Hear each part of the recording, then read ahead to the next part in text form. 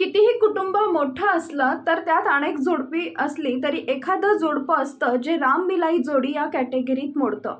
कारण एकमेकांना समजून घेऊन संसार करणं फार कमी पती पत्नी आहेत. सध्या घटस्फोटाचं प्रमाण वाढलंय, त्याचं कारण म्हणजे अविश्वास आणि विचारातील भिन्नता होय.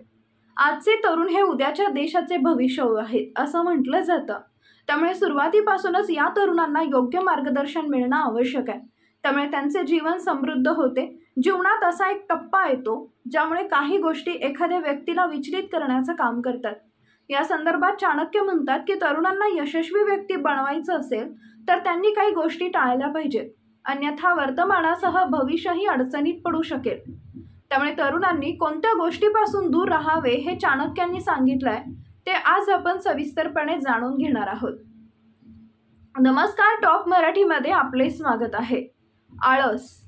तरुण पिढीचा सर्वात मोठा शत्रू म्हणजे आळस. तारुण्यात कष्ट केले तर म्हातारपण सुधारते असं म्हणतात.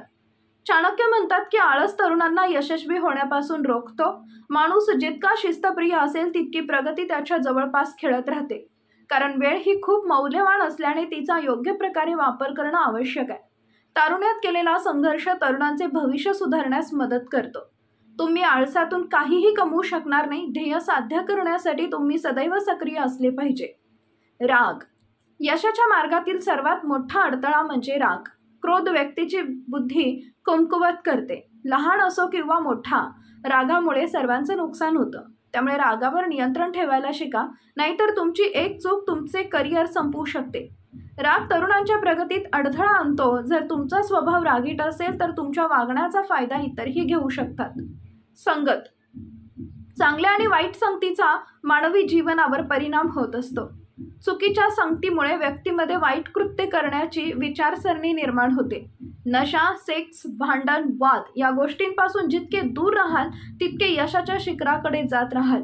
तारुण्यातच एखाद्या व्यक्तीची दिशा आणि स्थिती ठरते. कारण या वयातील व्यक्तींना लोकांना स्वतःचे चांगले वाईट समजते. या दरम्यान आपल्या चुकीच्या सवयींवर कुणी सांगत असूनही दुर्लक्ष केलं तर भविष्यात पश्चाताप करावा लागतो. याबद्दल तुम्हाला काय वाटतं कमेंटमध्ये नक्की सांगा. तेव्हा पुन्हा भेटू पुढील भागात. तोपर्यंत धन्यवाद.